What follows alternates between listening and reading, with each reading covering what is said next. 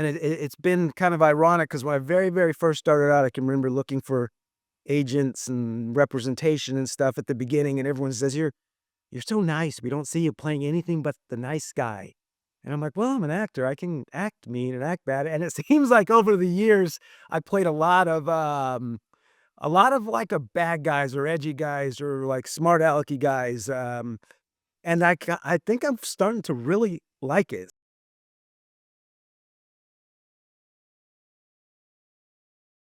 Now, I know you're not new to the acting game.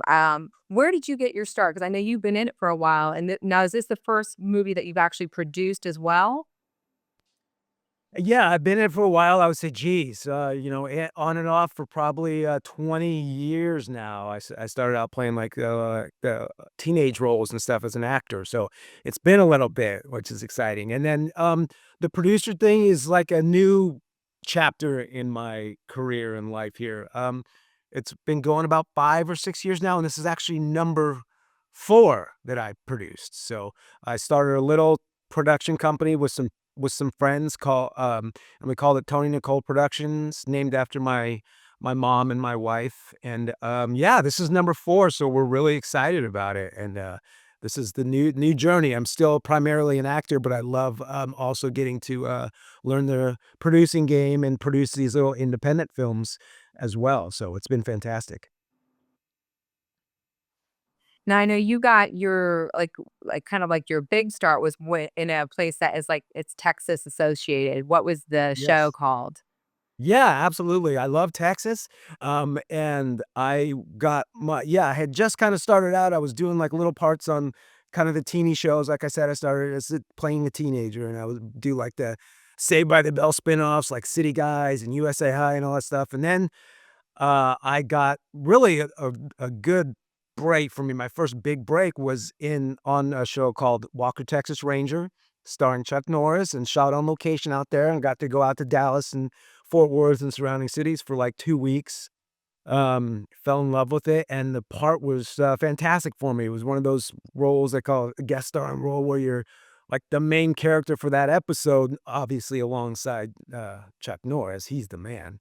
And, yeah, it was a huge thing for me. It got me an upgrade in agent. It got me, in all the unions I needed to get into. It got me great tape for my reel, and, it's just been fantastic, and people still know the episode to this day. I still get reach outs on social and stuff because it airs all the time, and it's been a really, really cool thing for me. I think someone sent me something too. They had like Walker Texas Ranger rankings, and it was ranked like in the top 20 favorite episodes of fans. So it's awesome, and Texas is awesome, and Dallas is awesome. So everything couldn't have been better.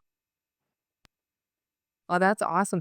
Now, I know you recently released this new movie called Final Wager. Can you give us a little bit? It's the Mhm. time for the holiday season. Can you give us a little like background on it?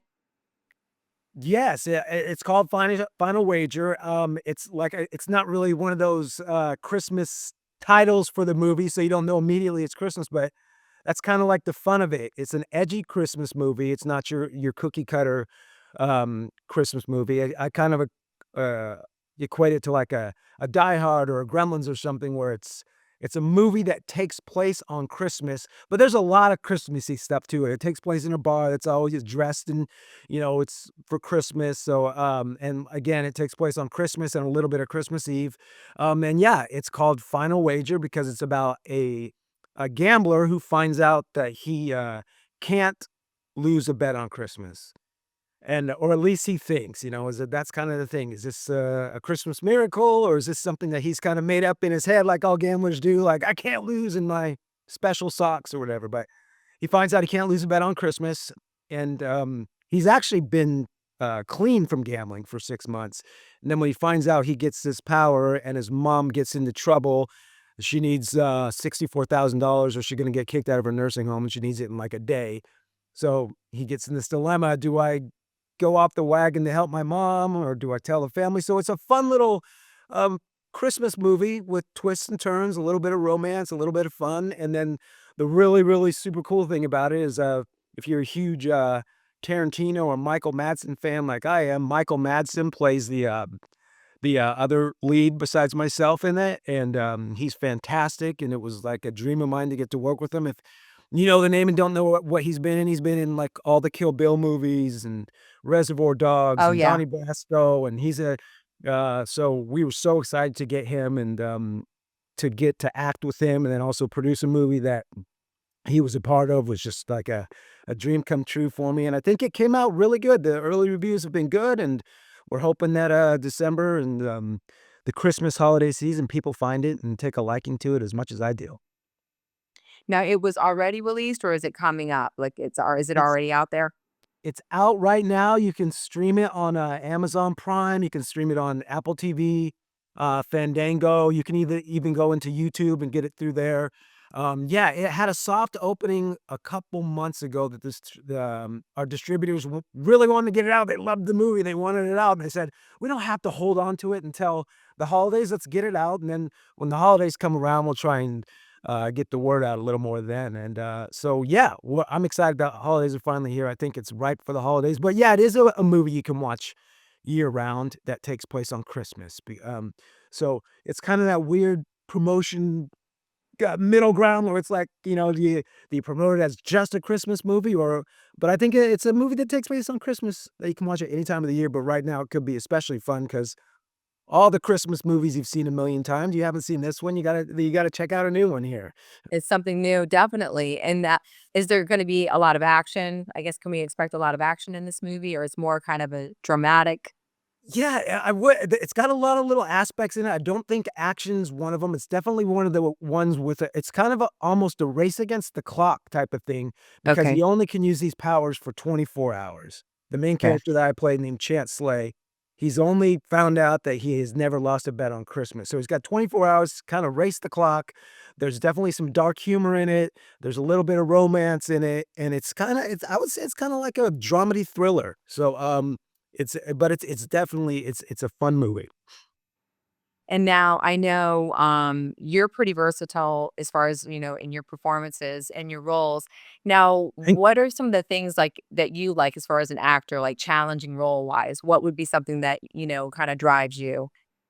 Yeah, being I've had people describe me. I kind of like the description of like a grinder in this business. Like I've grinded out this career, which means too, I like I won't do everything, but I do. I like, right now I go where the work takes me, but I do love when I get an audition for a show. I do love, like you just said, I love action because I've always been a kind of athletic guy, and I love fun thriller type stories, like the slow burn, like the mystery, the big reveals. I love getting to play stuff like that.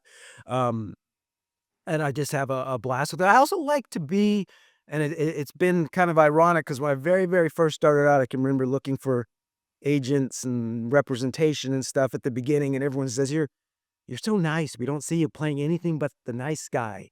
And I'm like, "Well, I'm an actor. I can act mean and act bad." And it seems like over the years, I played a lot of like a bad guys or edgy guys or like smart alecky guys. And I think I'm starting to really like it. So I do like when I get those roles, and I seem to book them. So I I like getting to play, I guess, against type in real life that maybe there's something to be said, it's way down inside of me. You suppress it all the time. Right? And An then alter suddenly ego? yes, exactly. You suppress it all the time, and then you get to come out and let all my meanness out, or my, rudeness or whatever you wanna call it, edginess Right. out in these roles. So I really do get to, or enjoy getting to play those type of roles. And now down the road, do you have any plans for some other movies, films, anything else that you have in the works right now? Absolutely. I mean, obviously, as an actor and a grinder, like I said, I just had some really cool, interesting auditions this last week. So fingers crossed, something comes with those. But I also have another film in post production right now that's slated to come out at the beginning of next year, probably spring. It's called Cat Crime: Tales of the Occult. It'll be actually the fifth movie that we produce that I produced with another friend of mine who wrote it and directed it, and it's fantastic. It's uh, about 3 young girls who are podcasters, like you said, true crime podcasters, and they have a struggling YouTube channel, and um follow this one last big story that they think is gonna be kind of their make it or break it for their true, crime podcasting careers, and they end up getting caught in the middle of it, and I play the town sheriff that comes along and to am I helping them or hurting them type of thing, it was a really fun role. You don't get to we don't know really if my character's a good guy or a bad guy, but the 3, actresses are 3 young, up-and-coming actresses who are fantastic, and I'm really, excited for this one to come out. Like I said, at the beginning of next year, look for Cat Crime, and, we don't know where we're gonna be yet, but all that exciting stuff is happening now behind the scenes, but I'm excited for the film. Oh, that sounds definitely like a lot of twists and turns in there. That is something I'll be looking out for.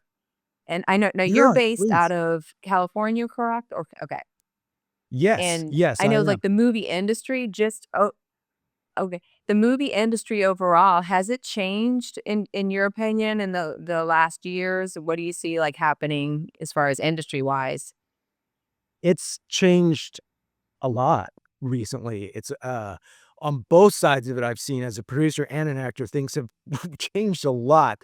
Um, Obviously, streaming has taken over. You know, it used to be all the good shows are on, the 3 big networks, 4 big networks, and now with all the good shows are on streaming, and there's so much content, which is fantastic. It's opening things up for as far as opportunities and stuff. Things changed with COVID, the way that we do things even, like 95% of my auditions are, from home, self-tape. You don't go in and, like, meet people face to face anymore. It's all like we're doing now. That's been probably one of the biggest changes, as an actor is that almost everything is self-tape unless you're going for something really big, and then maybe at the very end, they'll bring you in just to see how you work, face to face with maybe a directors, producers, if there's a big star in it and they wanna get some type of chemistry read or something. But other than that, it's almost all done virtually, which, I think we all hated. I didn't like it at the beginning because I like going in and meeting people in the room, but now I kinda love it because you don't have to make the hour and a half trip into LA, 20 miles takes an hour and a half in LA, so it's kinda nice to save all that stress of it. Um, the other big change, yeah, has been the streaming for a producer, everything seems to be if you're gonna get your movie out, it's gonna be streaming, and it's changed so much internationally and stuff too, where it used to be constantly people were looking to buy movies and buy movies and buy movies and buy independent films, but now it's no one really wants to buy anything, they want to just stream it and do revenue sharing with it. So those are, like, the 2 biggest things, and then obviously COVID changed a lot of stuff, just the way the interaction is on sets. There's still some leftover things about being safe and distancing and not sharing food and not like having these big buffet areas that everyone kind of goes on. So little things like that, and then the big things like a lot more virtual stuff. Yeah, yeah. Yeah, I remember that. I did like I was in Miami when I did a little bit of acting and stuff. Like I didn't do anything major, but I remember craft services was the big thing that brought in the food. Yeah, and I worked a And there was couple big times. sets with a lot of people.